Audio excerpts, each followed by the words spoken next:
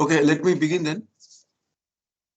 So today we'll discuss about the physical and electrical characteristics of MOS transistor, which is of relevance to the design of digital circuits. Now let us see first of all this most the MOS structure. Okay, so it has three layers. The topmost layer is a metal gate electrode. Later on, it was replaced by self-aligned polysilicon.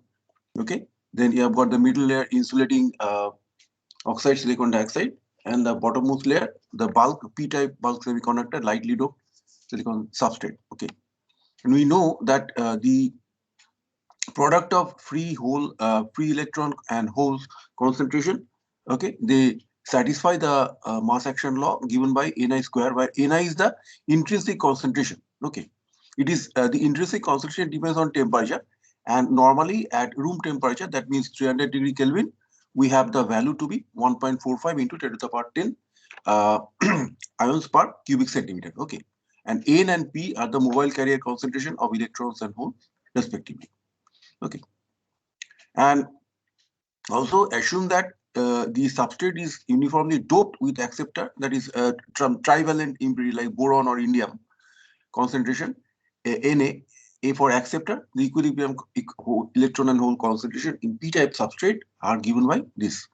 So NPO means N for the free electron concentration, and subscript P means it is the free electron concentration in p-type substrate, and 0 means at equilibrium. So this is given by Ni square by Na, because Na is almost equal to PPO. That means the whole concentration in p-type semiconductor, p-type substrate. Okay, and Na is quite low. That means 10 to the power 15 to 10 to the power 16 per centimeter cube, whereas this is Ni is 10 to the power 10. So 10 to the power 15 being or 5 orders of magnitude higher. So we can take this approximation. And bulk electron and hole concentration, these that means these equations are valid in regions away from the surface where substrate and oxide layers meet. Okay, so surface means the interface of the oxide and the underlying p-type silicon substrate. Okay, now let us see. It is our motive to go to the concept of threshold voltage. Okay, which is of relevance to digital circuit design. So, in order to build up the concept of threshold voltage, let us see take some take some concept from the uh, basic physics of semiconductors. Okay, so that means let us look into this energy band diagram of a p-type silicon substrate. Here, E0 is the free space or vacuum energy level. Okay, and EC is the bottom of the conduction band. EV is the top of the valence band. Okay, and note that it is a p-type silicon substrate. We are talking about how the n-type semiconductor is built up. So EC is the conduction band edge, the bottom of the edge. And we have got the difference between the free space or vacuum energy level and EC to be known as electron affinity, which we denote normally by the Greek letter chi. This is a chi. Okay, Q multiplied by chi. You see that if the these are all, see, potential and energy are interrelated. Whenever you multiply potential by the charge of electron, it becomes the energy. Okay, so here, if you want to use the unit of joule or electron volt, then you multiply with the electron energy. Otherwise, if you want to let the electron affinity, then later on, these are the band gap. If we choose to express in terms of voltages, then Q will not be part of this. Okay, so anyway, it is quite obvious from the context. And what is the band gap? Band gap between EC and EV. Okay, so we are talking about silicon. Okay, at room temperature, it is taken to be 1.1 electron volt. Okay, at absolute zero, it is slightly higher, 1.21. But we are talking about the room temperature, that is 300 degree Kelvin. Okay, it is 1.1 electron volt. Okay, so EC and the difference of EC and EV difference. And you see that as it is a p-type semiconductor, so location of the equilibrium Fermi level, EF, okay, F for Fermi, this depends on the type of dopant and doping concentration in silicon substrate. That is very important. We are talking about p-type silicon substrate. So note that EFP. Again, this P comes from the fact that we are referring to a P-type silicon substrate. Okay, so in normal P-type silicon substrate, EFP, that means the equilibrium Fermi level will always be below the intrinsic energy level, EI. EI stands for intrinsic energy level. Sometimes we refer to it as mid-gap energy level. Note that EI is bang at the middle of the band gap. So that means EC minus EI equal to 1.1 divided by 2 or 0.55 electron volt. EC minus EI as well as EI minus EV. Okay, so EC, EI, EV, these are the salient energy levels. Okay, however, EFP, that's this equilibrium Fermi level, it depends on the amount, the type of impurities as well as the amount of dopant concentration. So EFP for P-type semiconductor is below EI, whereas for N-type semiconductor, EFN would have been above EI. Okay, and also note that higher is the doping concentration, further EFP is away from EI. Okay, sometimes we talk about degenerate semiconductor, which is very highly doped P-type semiconductor, let us say, to the tune of say 10 to the power 25 or 24, something like that. So for those, EFP may be coincident with EV, but we'll talk about that later. Okay. So for the timing, normally for P-type semiconductor, EFP lies somewhat below EI. Okay, right. And what we define Fermi potential of Fermi potential phi f. It is a function of again temperature and doping. It is given by EF minus EI by Q. Okay, so here as you see, as it is EF minus EI by Q, so it is negative. So for P-type semiconductor, Fermi potential is negative, whereas for N-type semiconductor, it would have been positive. Okay, and it can be expressed in terms of the dopant concentration also. That means phi f p equal to kT by Q log to the base E Ni by capital Na. Na is the acceptor concentration of the P-type semiconductor. Okay, so that means we are talking about this bottommost layer. It is a three-layer structure. On top, you have got metal layer. In between, you have got sandwiched layer, that is oxide insulator, and below you have got the P-type silicon semiconductor layer. Okay, and here, so K is the Boltzmann constant, T is the temperature, Q is the electronic charge. All this is known to you. So please try to remember these typical constants. Okay, where Boltzmann constant is 1.38 into 10 to the power minus 23 joule per degree Kelvin. Electronic charge is 1.6 into 10 to the power minus 19 coulomb. Okay, so Fermi potential is positive for N-type and negative for P-type semiconductor. Next, we have shown Q chi electron affinity of silicon. Okay, so potential difference between conduction band level and vacuum or free space level Q chi. Now we also have the concept of what you call work function. So work function, it is the difference between this E0, and that means the free electron free space energy level, and the equilibrium Fermi layer. Okay, so what is this? That is Q chi plus EC minus EI plus EI minus EFP. Okay, so E0 minus EC we can relate in terms of affinity plus EC minus EF. Okay, so it is the energy required by an electron to move from that is the average energy to move from Fermi level into free space. Okay, that means lower is the work function, more will be the tendency of the electrons to become mobile. Okay, okay, so that means if depending on whether work function is lower or higher, we can say that whether the tendency of electrons to become free will be there or not. So let me now bring up the concept in terms of how to build up this three-layer structure. So in isolation, we have got the metal or aluminum. Okay, so they have got the aluminum structure. We talk about MOS, metal oxide semiconductor. Okay, so metal, suppose for aluminum, this is our work function. So nearly 4.1 electron volt. Whereas for oxide, you see that means we don't talk about the work function, because oxide by all means it is insulation. So no way the electrons can move from the valence layer to valence band to conduction band. It is a huge difference, 8 electron volt. This is not possible for any electron to overcome this barrier. Okay, so always it will be this picture will remain. Okay, no way the conduction can take place in oxide. But you have got the underlying semiconductor, this P-type semiconductor. Okay, so this is the familiar structure. So let us say the for p-type semiconductor, 4.15 electron volt is like affinity. Okay, electron affinity. Then you have got the band gap energy to be 1.1, 0.55 is half of that. Then Q phi FP. This will depend on the amount of dopant concentration. Higher is the dopant, further is EFP away from EI. If you get any, if you have any what you call difficulty in following, please let me know. Okay, I believe all of you are there. So let me take the attendance. That means how many participants are there? Okay, 54. So let me quickly take the attendance. So here, how to take that participants, then download attendance list. Okay, I think it will be done. Okay, yeah. So coming back to the discussion. Okay, what we have got. So here, what we see. Uh, Please look into this energy band diagram. It is very what do you call informative. Why? You see that what is the work function on semiconductor side? It is 4.15 plus 0.55 plus some amount. Okay. So definitely it is higher than this.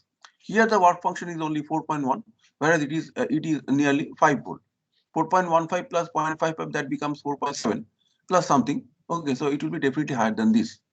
That means the lower is the work function means the electrons in metal will require lower energy to to circumvent this difference. So that means the tendency of metal to release free electrons will be more compared to semiconductor.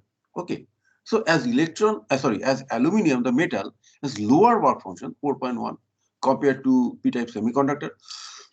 Electrons will have a tendency to flow from higher energy states to the lower energy state. That means the electrons from metal will tend to migrate to the semiconductor side, and across the oxide, it will thereby lead to the development of a potential drop. Okay, that means if electrons tend to leave this side and go to this side, then after the migration of electrons take place from metal layer to semiconductor layer, the positive potential will develop on the metal side and negative potential on the semiconductor side. Okay, right? So charge is stored on both sides of the insulator, and that means it can be shown. All of you have studied that it will be a thin layer of what do you call positive charge will stay on the metal side as the electrons have migrated from metal to p-type semiconductor side. Okay, charge is stored on both sides of the insulator, and a voltage drop occurs across it.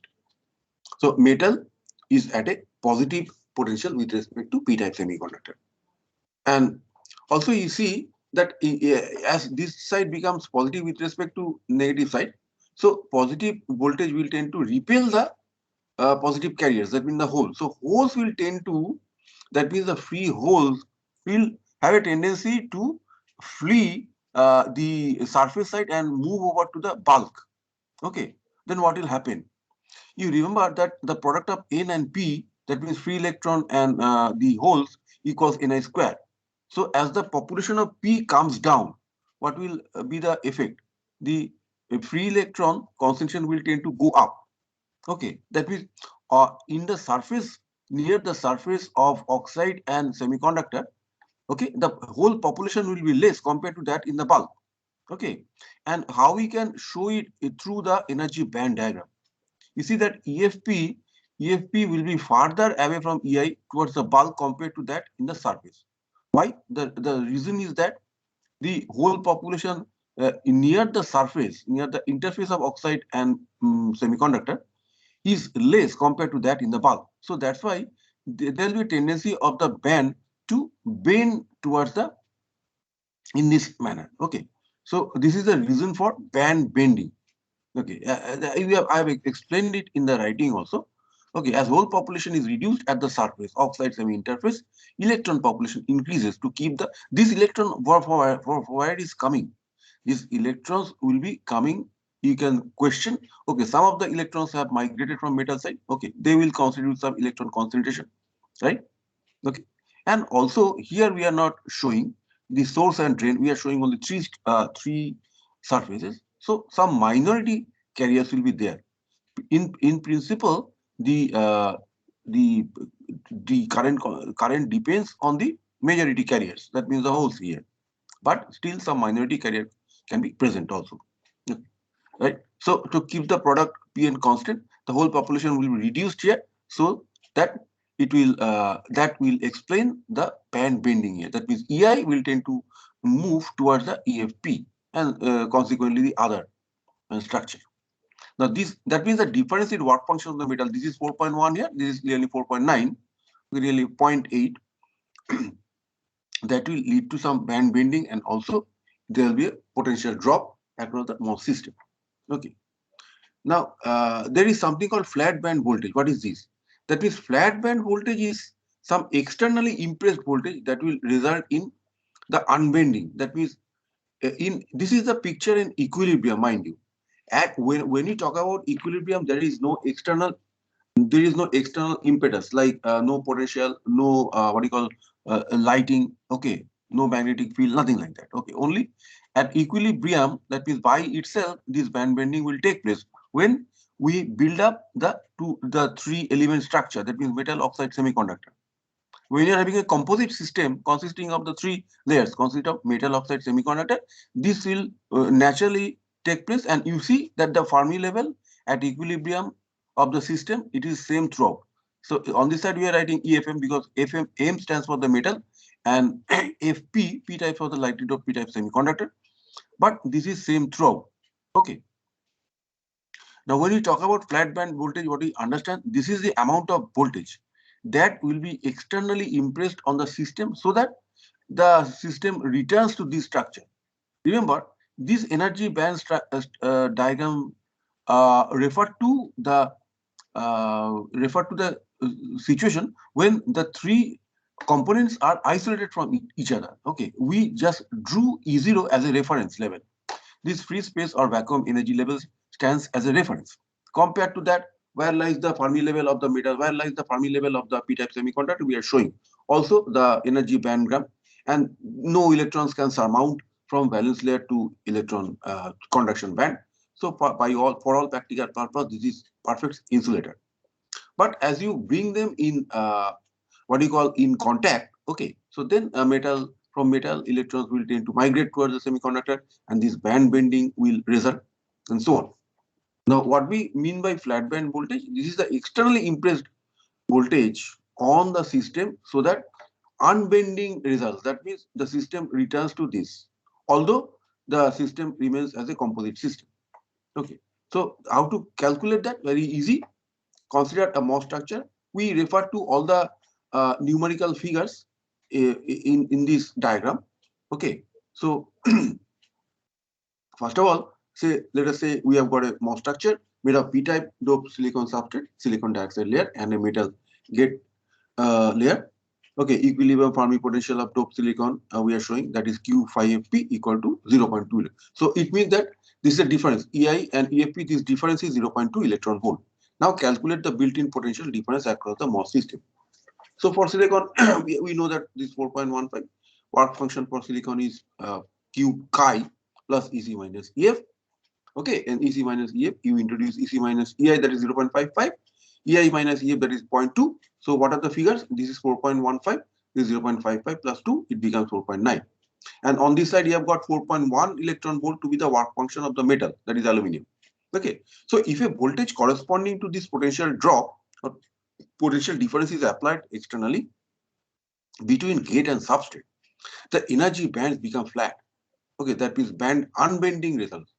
Okay, so compensating the band bending on the surface. And this flat band voltage, thereby it becomes it is nothing but the difference of work function between phi m and phi. So minus 0.8, 4.1 minus 4.9, it is equal to 0. Minus 0. That means on the metal side, if you have to put a battery where the negative pole is towards the metal and positive pole is towards the semiconductor, if you apply that, then the band will become unbent. That means we return to this surface, although the system will remain composite. Okay. So applied negative potential of minus 0.8 volt to metal side with respect to p-type. Yes, yeah. Sir, Yes, does this yeah. Yes, sir. Sir, does this flat band voltage actually opposes the tendency of electron coming from metal to semiconductor? Yes. Yeah. That means That means yes, Priyank. So good question. So that means what it will do, you see, naturally, when you earlier these were in isolation. So when you bring them in close contact, what will happen is that the electrons overall, the on an average, the electrons have higher energy on the metal side. Okay, as the work function is lower than that on the p-type semiconductor side.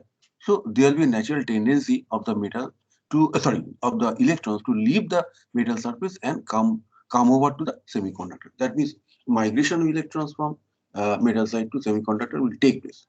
And as a result, what will happen? That this we are talking in the absence of any external impedance. So as a result, what will happen? You will see a thin layer of uh, positive charge on the metal surface. Okay, and here on the on the semiconductor side, we will see some negative charge. Okay, so sorry, remember that means concentration of some electrons have come back here. Okay.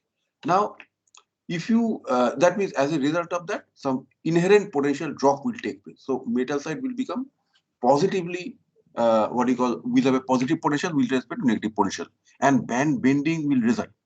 Now we try to estimate the amount of external EMF that can be applied over the system so that it will result in the band unbending. That means some bending has taken place. Okay, this is from the point of view of energy band diagram. If you uh, and this is an equilibrium. Now, if you apply a external potential, then there is a departure from the equilibrium. The system will no longer be in equilibrium because now some external impetus you are applying in the form of electric potential. Okay. So how much electric potential you need to apply on the system so that this the previous that means the previous diagram will result in the form of energy band diagram. That means how to compensate that this band bending and return to this. Okay. Although when this will result, the system will no longer be in equilibrium because you have applied some external potential. Okay. So how the amount of potential can be found out?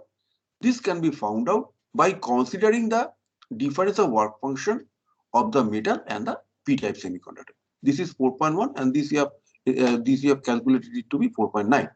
So 4.1 minus 4.9, that is minus 0.8 volt is the amount of potential required. And so there, how will you apply the potential?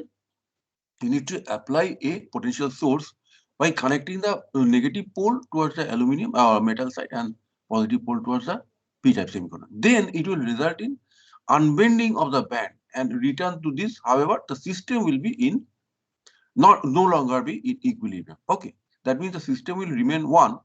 Okay, and also the your the Fermi level will no longer be same throughout because it is no longer in equilibrium, but we'll see this structure, this energy band diagram. Okay, Priyank. Yes, sir. Thank you. Acha. So now what we Sir, do? sir, Yes, yes. I have one doubt. Yes. Sir, why not the Fermi levels will be at the equal level? We do not have any substantial current flowing between the gate and the substrate. Okay. Yeah. Substrate. Yeah.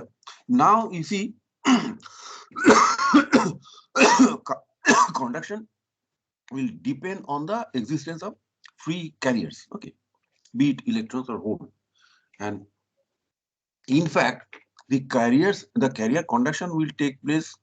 Okay, how you need to provide a path, but here is no such path because you see you need another potential source. See, this potential source is between the gate and the underlying substrate, but you have got in the middle the insulator seating. So normally carriers cannot move unless you provide a continuous pathway. Okay, continuous path. So here the oxide will come in the way. So current conduction will not be possible here because in this three layer structure, metal, oxide, and Yes, sir. semiconductor. That's what I was asking. Like there is no current between these two structures, metal and semiconductor. No. So even after applying flat band voltage, the Fermi level should be at the same level. No. You see, Priyank, yeah, what do you call Ayush? Ayush. Yeah. So the question that you asked is that after you apply some external potential, okay, the system will leave the equilibrium, right? Okay, it will no longer be in equilibrium. And if the system is no longer in equilibrium, Fermi level will not be same throughout. Okay. And also the question of current conduction will not appear here. You see that you see that momentarily there was a migration of electrons from this side to this side. Yes, that was there, but it is not steady in nature. After the system comes, after the system came to equilibrium without the application of any external field or external voltage, this system, this was the energy band diagram. Okay. In this system, there is no way that current conduction can take place. For that, what you require some other. I mean, you need to provide some pathway. That means continuous channel also. That is not possible here. But we will be moving to that also. Ayush, right? Okay, So sir. we'll be Okay, moving sir. to that. So by itself, there is no continuous current flow. Only the only some. So what we do, we see that by what do you call, by progressively varying the potential. Okay, we are not what we are applying now. We are changing the potential between the external potential now between the gate and the substrate. Okay, to see how the different phenomena are surfacing. Okay, and then we'll move to the concept of inversion layer. Okay, then weak inversion, strong inversion, all this very briefly. Okay, right. So now see, we are considering the MOS system under external bias. External bias means you are applying some potential between gate and the underlying substrate. Note that, assume that this is a body, VB, body of substrate that is grounded, and you are applying a battery. So if depending on the polarity and magnitude of the gate voltage, okay, still we are seeing this as gate, oxide, and substrate. The three-layer structure. Okay, not yet the concept of source and drain has come. This will come, and then that will enable the current flow. Okay, and depending on the polarity and magnitude of VG, the controlling parameter, the MOS system is in one of the three operating regions. First is accumulation. That means here you understand that, okay, this positive potential. So the free electron, the holes will tend to leave the semiconductor surface interface and move towards the bulk, right? So, okay, so that means I'm sorry. This will negative potential means this will attract the positive carriers more towards the surface of oxide and semiconductor compared to that in the bulk. That means the population of holes will be more towards the interface of oxide and substrate compared to that in the bulk, in the depth. Okay, so then you will see this energy band diagram. Why? Because the nature of p-type will be more towards the near the semiconductor oxide interface rather than towards the bulk. So this will be the upward bending. Okay, this is quite easy to understand. And we see that the electric field is electric field is directed in this way. That means from the p-type semiconductor towards the metal. Why? Because as you know, E equal to minus dB dx. Okay, so direction of electric field is towards the direction of decreasing potential, right? So here it is more negative. This is very, is very easy for you to understand. Just recall. I mean, these all of you know this, but I'm just trying to what do you call, inside your memory, nothing else. Sir, The Fermi level for metal, and here also see that system is Sir. not in equilibrium. So Fermi level is different on both sides. Here it is higher, it is lower. Yes. sir, sir, Yeah. in semiconductor energy band diagram, is there any chance that EFP comes below the EV if we increase the p-type doping concentration? EFP comes below EV. Yeah, is there any chance? If yes, what happens in that condition to the Oh, no. semiconductor? Yeah. That is a good question. Yeah, there is a chance. Yeah, you can do it by going for what you call increasingly doping the p-type semiconductor. Yes, as we just if you remember that we commented earlier, that means the location of EFP, that is the equilibrium Fermi layer, depends on the amount of dopant concentration and temperature. Okay, so if you increasingly dope the p-type semiconductor higher and higher, increase the concentration, at some point of time EFP may be maybe what do you call coincident with the EV. Okay, that means we talk about the degenerate p-type semiconductor, right? Okay, Sadhana. Okay, got it. Right. Achha. So now what you do, you Sir, decrease the yes. Sir, I asked, is there any chance that EFP comes below the EV if we increase much more doping concentration in p-type? Actually, let me tell you, Sada, that I do not know the details about this. These are on the device codes. Okay.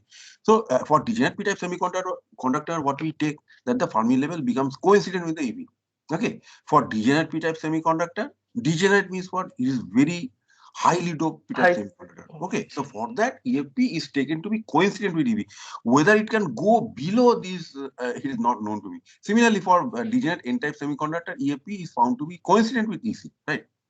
And whether it can cross, yeah, probably it can cross, but I do not know the details about that, right? Yes, sir. Anyway, I our think consideration, our consideration is that we just see this picture from the outside. Okay, our more interest will lie in how to make use of this in the digital VLSI course, right? Okay. So now the depletion, what do you mean by this? See, that means we are talking about three phenomena known as accumulation, depletion, and inversion. Again, let me tell you, you know all these, but I'm just inciting your memory. So depletion means what? You are increasingly making this to be positive. You are making gate to be positive with respect to the body of substrate. Okay. So for lower positive potential of gate, what we see a depletion of the layer. Depletion means that the holes will tend to fly away from this semiconductor oxide interface more towards the bulk. Okay, that is due to the applying positive potential on the gate side.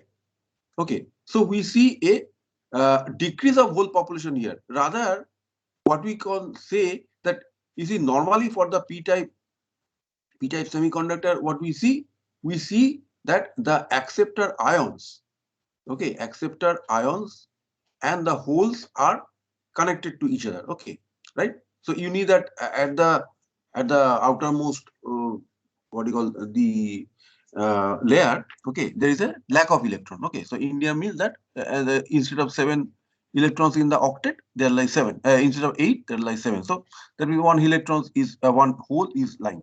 So if the holes tend to leave this, then with the movement of holes from the interface towards the bulk, the acceptor ions will become what do you call negatively charged. Okay, so here we have the concentration of depletion layer negative charge. Okay, that's what we see. And also the band bending is clear to you because VG is positive, so the direction of electric field is from gate side towards the substrate side. And also you see that the whole population has decreased towards the interface compared to the bulk. So this accounts for the band bending. Okay, the difference of EI and EFP is more in the bulk compared to that in the interface. Okay, near the what do you call the neighborhood of oxide and semiconductor interface. Okay. And this is quite clear. What we want to do is that merely try to find out the depth of the what do you call the depletion layer, width of the depletion layer. How to find? For that we invoke Poisson equation. You see that in the surface potential at here you see phi s equal to EF minus EI. Okay, and here it is EF minus EI. So here you see surface potential is less, numerically smaller in the surface compared to that in the bulk. Okay, so what do you do? Plain and simple. First of all, you see, I want to note that please look at the dimension. dq equal to minus q n areas. What are the components? dq is the incremental charge per area. And note at the dimension. See coulomb per micrometer square, let us say. And note the dimension. It is coulomb. This is what? Some ions per cubic centimeter. And then the length. So micrometer and denominator you have got micrometer cube, you have got micrometer. So it becomes charge per unit area. Okay. Note the dimension. Na equal to acceptor acceptor density, acceptor concentration. And what is minus q Na? That is the volume charge density. Okay, Na is the acceptor ions per unit, say cubic micrometer or whatever. Okay, and these are electronic charge Q. So if you multiply them, it becomes the volume charge density. Then Poisson equation, all of you know, d2 phi dx square equal to minus rho by epsilon si. So if you once integrate it, this becomes this. Okay, this is well known to you. Just replace q by minus qna. So this will become then. And finally, if you integrate from phi s to phi f, okay, here to here, this is the extent of. Now you see physically that this is the extent where all of you note that the big circle with this horizontal line, what this? These are showing the immobile acceptor ions that is negatively charged. And the small circles, they show the bulk, where this is uniformly doped with p-type carriers or holes. Okay. So here this is lack of holes, this is charge, this is fixed charge, depletion charge. Okay. But this is here it is no charge, it is uh, electrically neutral. Okay, this is electrically negative, this is electrically neutral. And you can find out the depth of depletion region xt equal to root over 2 epsilon si into 5 minus 5 by qn. I think this is clear, no? Any doubt? And also the depletion charge density per unit area, this is minus qna xt per unit area. You see, again note the dimension. Q is coulomb, na is some ions by say cubic some say meters cube or cubic meter sorry micrometer cube something, xd is equal to micrometer. So this will become charge per unit area, and depletion charge is negative. Okay, because immobile acceptor ions are negative charge. So far any doubt, anyone? Okay, let me progress then. So inversion is what? If you continually make this positive, the gate voltage, you make it continually positive, okay, with further increase in positive gate bias, the electron energy in metal decreases, that is EFM goes down. Here you see how the question of surface inversion comes into being. You are continually making this positive, okay, the voltage, okay, the electric field is directed from gate towards the substrate. Okay, so EI, as long as EFP is below EI, it is P type. But with continually making this positive, okay, what you are doing, you are positively charging, you are positive, you are applying higher and higher positive voltage, means on the metal side, you are applying negative potential. Okay, so energy of the electrons will go down. Okay, right? So downward bending of energy band towards the in the metal will continue. And at the surface, what will happen? The positive surface, the surface potential becomes positive. You know, what is, how do you define the Fermi potential? It is the difference of EF and EI. So EF minus EI by Q. Okay, so surface potential here in the bulk, it is negative. You see, EF minus EI. EF is below EI. But with the increasing positive potential, you see, at one point of time, EF will come to lie above EI. So that means the surface potential will become positive. That's what I want to tell you. At the surface potential becomes positive. Okay. So that means the moment EI goes below EF, it becomes lightly N-type in nature, weak inversion. But continually, if you want to do it at one point of time, the difference of EF and EI in the bulk will become same as the difference of EF and EI on the surface. So at that point of time, we say that strong inversion has occurred. What do you mean by strong inversion? From the point of view of this phi s equal to minus phi f, we understand that means at this near the surface of oxide and semiconductor, the population of electrons, okay, is same as that of the population of holes in the bulk. Okay, that means it is as n type as it is p type in the bulk. Okay, that means near the oxide semiconductor interface, the semiconductor is as much n type as it is p type towards the bulk or depth. Okay, so density of mobile electrons becomes equal to density of holes in the original substrate or body. And value of VGS, this is what we call the threshold voltage. Now, you see, dear friends, that we'll now discuss about the detailed components of the threshold voltage. Informally, we call the threshold voltage is the amount of gate to substrate voltage that is needed to cause this minus 2 FP change in surface potential. Why it is minus 2 FP? If FP means the difference of EFP and EI. Here it is negative, here it is positive. Okay, so total change is minus. Okay, because this is the final one and this was the earlier one. So here it is minus 2 FP change in surface potential, and the amount of potential that is needed to cause this change in surface potential is defined as the threshold voltage. Note that surface potential phi is equal to minus phi f at strong inversion. This causes the maximum depth of depletion region. Okay, now see, phi s minus phi f, you see, phi s is the surface potential, phi f is the potential in the bulk, and phi s has become maximum when phi s will become minus phi f. Okay, so maximum depletion region will occur at this point of time, maximum depth of depletion region, and the amount also you can calculate, that xd max equal to 2 epsilon si into the, I am writing the in modulus or absolute value phi s minus phi f divided by qna. Okay, so where phi f equal to ef minus ei is negative in p-type substrate. Now, if you increase Vg across the threshold voltage, the result will be that the depletion layer will not be able to widen. That is to be kept in mind. Why? Because the depletion layer depth, okay, if you note the depletion layer depth, it involves dielectric constant epsilon si, this difference electronic charge and Na. Na is what? Na is the acceptor concentration. By merely increasing the positive potential, definitely no change will happen in any of these parameters. Na will not change. Okay. So you can say that even though you are increasing Vg, the xd max will remain same. What will be the what will be the net change? The net change will be the electron concentration. Okay, that means the more electrons will be brought in from some source. And what will be the source?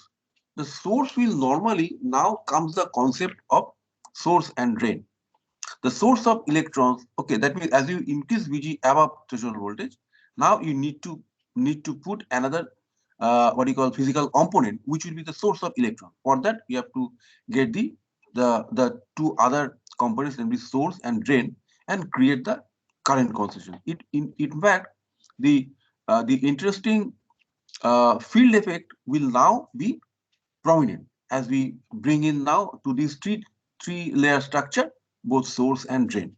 Okay, so further increase in gate voltage increase in mobile electron concentration, which in addition, that is the additional electrons are drawn into the inversion layer from strongly n-type source or drain with no increase of depletion layer, mind you. So now let us look into the detailed discussion on threshold voltage. Okay, is it clear so far? Okay. Following physical components of the threshold voltage may now be identified. Okay. Yeah. So yeah, Gaurav, Priyank, Ayush, all of you are there. Hello. Yes, sir. Okay. Okay. So yeah, if any doubt, please let me know. Achha. So now we'll just put it detail. We just what you call we spotlight the threshold voltage. Threshold voltage. You see, this is the lightly said, I mean, informally said, this is the amount of gate to source voltage that gate to substrate voltage, let us say, that will be required to cause this surface bending. Okay, sorry, the band bending, or rather the to cause this surface inversion. And in order to create strong inversion, we think of strong inversion, not weak inversion. Strong inversion means that the distance of this EI to EF right at the surface is equal to that at the bulk. So that means this is the maximum possible band bending that can happen.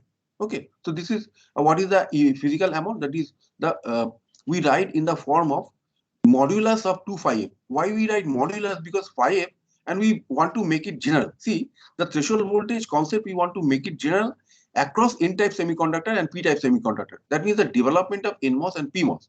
That's why we write 2 phi f with modulus symbol, because we know clearly that phi f is positive for when you are talking about n-type substrate for p-type PMOS transistor, or phi f is negative when we are talking about p-type substrate for NMOS transistor. Okay, so that's why we keep it to be modulus 2 phi. Okay, and in order to, that means now we introduce into the numerical expression of the threshold voltage different components, physical components, and in general we have got 4 different components. So what are they? Note that you take VTO equal to the threshold voltage. That means now we have got a fourth terminal, source and also drain. But for simplicity, source and body are taken to be assumed to be at the same potential. So VSP equal to 0. First, the work function difference between the gate and substrate. Okay. So that means first what you do, you can imagine in your mind that the first that equilibrium picture was there. Now you you did the band bending. For that, the work function difference between gate and substrate needed. Okay. Then the second component is gate voltage component to change the surface potential. Okay. And third component is that you have to account for the depletion area charge. Okay. For that also this VGS should be sufficient to make it happen. And fourth one is the gate voltage component to offset fixed positive sodium ions charge in the gate oxide and silicon oxide interval. So roughly 4 components are there. Let us see very quickly. So threshold voltage, first component is the work function difference. That means it is the built-in potential difference of the MOS system. Phi gate minus phi substrate. Remember, phi gate means the work function of the gate, that is E0 minus EFG, and minus substrate means E0 minus EF substrate. At the same point of time, now if you replace the aluminum layer by say polysilicon layer, then what you have got? The intrinsic layer is same. Okay. So what we do? You do have with E0, bring in EI. Okay. So you see that E0 gets cancelled out. Rather, if you introduce EI, that means plus minus EI if you do. Why we are doing this? Reason is that for policy, we in general in today's transistors, mostly we see polysilicon gate. That is because of the ease of, as you know, for fabrication. Okay. For generating the photolithographic mask. Okay, it will be easier if you have got self-aligned gate, right? So mostly in today's transistors, we see for most transistors that the gate is made of polysilicon, and polysilicon and silicon substrate, they have got the same EI, common EI. Okay, so that's why if you bring in EI, the calculation of the work function difference now boils down to the difference of the Fermi layer of the substrate and the gate. Okay, because EI happens to be same for polysilicon as well as the p-type semiconductor. Okay, so this becomes simplified. And then the externally applied gate voltage to achieve the surface inversion, that is to change the surface potential by 2 minus 2fp. Okay, that is also known to you. And gate voltage component to balance out or offset the depletion region charge due to fixed acceptor ions. Now we are talking about the N-type MOS. Okay, NMOS transistor. So for it, QB0 equal to negative acceptor ions. So that is minus 2QNA epsilon SI into minus 2.5. And note that we are talking about zero substrate bias. That means zero bias threshold voltage. VSB, yeah. So if you don't have VSB equal to 0, that means substrate and source at different voltage levels. Note that for it, the charge will change as the depletion layer will change, the depth will change. So for it, it will be instead of simply writing minus 2.5, you have to write minus 2F plus VSB. So more source is more positive with respect to body. That means this will increase the depletion layer with, and also correspondingly the depletion region charge will increase. Okay, clear? So gate voltage component offsetting the charge will be minus QB by CX. That is also clear. Charge by capacitance get you the potential. And fourth one, that is to account for the non-ideal physical phenomena, namely the sodium ions fixed positive charge density QX at the interface between gate and the silicon substrate due to impurities, and this you just need to remember, due to impurities and for lattice imperfection. Mostly it is due to the positive bias sodium ions, and of course in order to counteract that, in order to offset or balance this on the gate side, you need minus QX by CX. So this is very important. All of you please pay your attention. The 4 components of the threshold voltage. First one, this is due to the work function difference between the gate and substrate. Okay, it boils down to the difference of the equilibrium Fermi potential of the substrate and gate. Second one is due to the need to cause the surface band bending, to cause the surface inversion, strong inversion, that is minus 2 of 5p. This 5f is what? This 5f is the Fermi layer on the p-type substrate.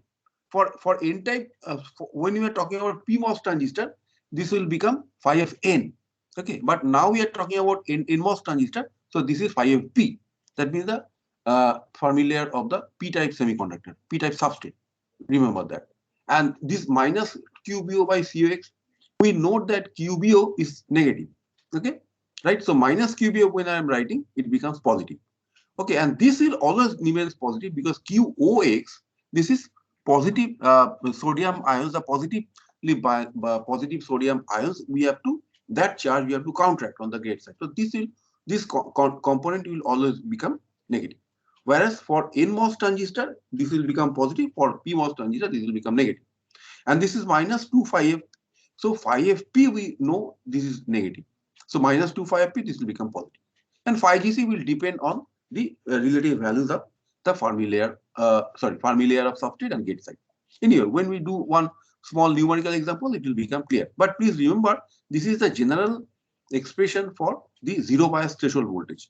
And in general, when you talk about the BSB, that means the difference between source and body or substrate is positive for NMOS transistor and negative for PMOS transistor. So then we have to make it in general when VT0, we have to in this also, I believe you know from your previous course that for non-zero substrate bias, VSB not equal to 0. Okay, depletion charge density is changed by GC minus 25, and generalized form of VT becomes this. Okay, so only this difference we need to take. QB0 is the zero bias threshold depletion region charge, and QB for non-zero. Non-zero means when VSB is not equal to 0. Then what is the depletion charge resulting? The difference of that will account for. Okay, so here finally we get the generalized expression of threshold voltage is zero bias threshold voltage plus gamma multiplied by this expression. What is gamma? Gamma is referred to as the substrate bias or body effect coefficient. Gamma involves electronic charge. This substrate acceptor concentration for NMOS transistor, donor concentration for PMOS transistor. Then this epsilon Ci, that is silicon dielectric, the dielectric constant of silicon. The COX is the gate capacitance per unit area. Okay, so this is clear. Now we will make use of this expression very often. So this is an important expression that you should keep in mind. Okay, VSB is the relative potential between source and body or source and substrate. Okay, is it clear, all of you? Any doubt? Okay, Aditi, Meena, are you there? Hello? Yes, sir. Okay, any doubt so far? See, this expression, what we say, this generalized expression of threshold voltage will involve the zero bias threshold voltage plus gamma, where gamma is the body bias, body effect coefficient or substrate bias coefficient. Okay. It is this expression, please try to remember, root over 2q Na epsilon Si divided by COX, where COX is the gate capacitance per unit area. All of you, please keep in mind the various units that are involved with different physical parameters. COX is not, what will be the unit of COX? Anyone?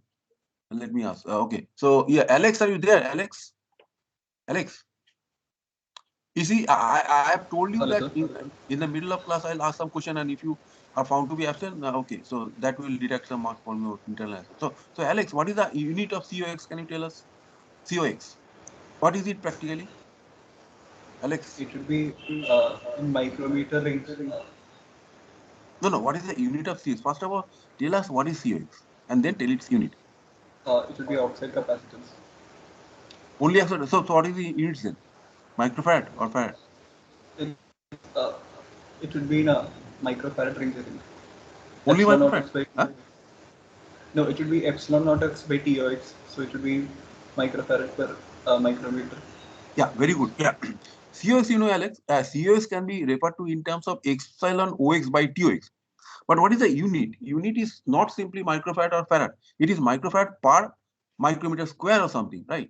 So it is what is this? COX is not merely gate capacitance. It is gate capacitance per unit area. Okay. So all of you please remember the different units. COX is not merely gate capacitance, but it is gate capacitance per unit area. And its normal unit is, see, you can write it as microfarad per meter square, or microfarad per centimeter square, or microfarad per micrometer square, whatever. But remember that in the denominator, that area dimension is there. Okay, it is not merely capacitance. Okay, Alex, it is clear. Okay, so COX equal to epsilon OX by TOX, and its unit is gate capacitance per unit area. That is the, what is it? It does not denote merely capacitance, but capacitance per unit area. So say microfarad per micrometer square, or microfarad per centimeter square, so on. And epsilon AI SI, this value will say later it is 11.9 something into this thing. It's a dielectric constant. Na is some, and so here please try to remember this expression. That means generalized threshold voltage will be talked about by sum of zero bias threshold voltage plus gamma into this expression. Okay, so minus 2 phi f, where phi f is the Fermi level. Okay, that means it is nothing but, if you are asked to express this phi f, I know all of you can do it. EF equal to EF minus EI by Q.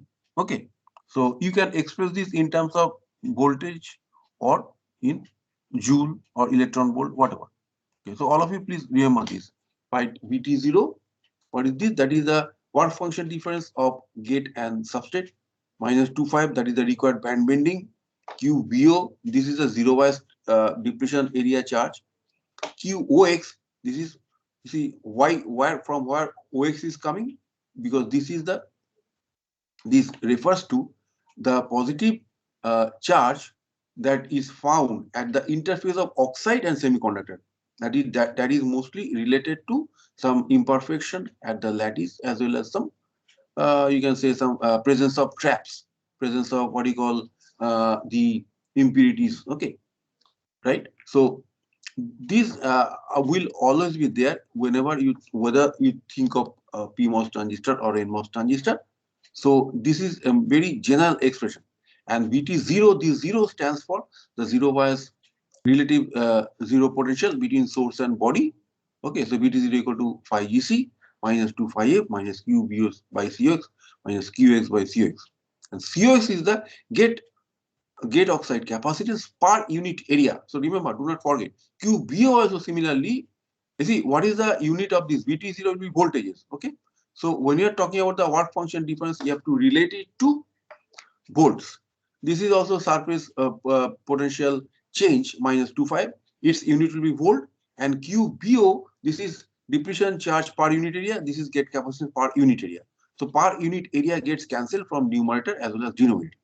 Okay, and this corresponds, VT0 corresponds to VSB equal to 0. In general, VSB may not be equal to 0, right? For pass transistor, you remember, for pass transistor, source and body are at different voltages. Okay, okay, for all the NMOS transistors, you know that the body or substrate is connected to the system ground.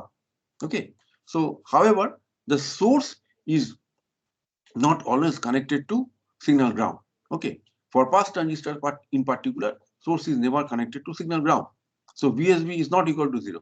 Okay, so for that, the generalized threshold voltage VT, okay, we can relate it, and you can easily find it that of the four components, only difference lies in this depletion area charge. Because when VSB is not equal to 0, what changes out of the four components? It is only the depletion area charge, right?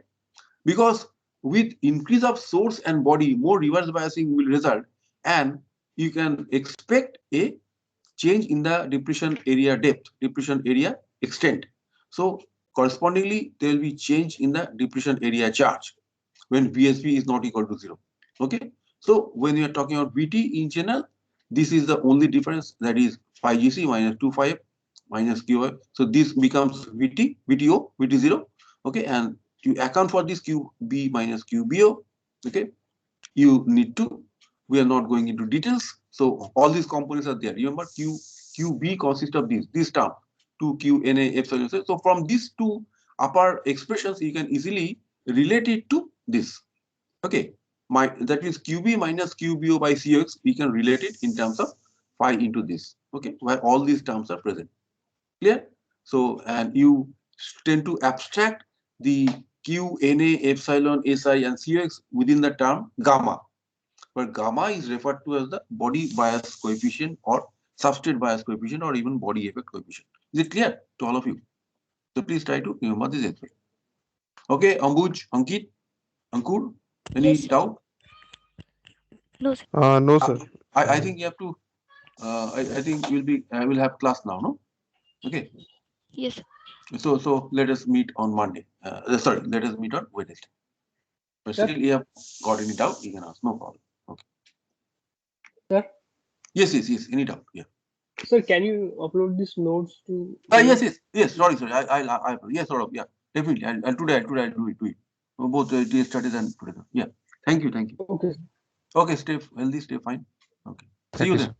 Thank you very much. Bye. Thank you, sir. Thank you. Thank you, sir.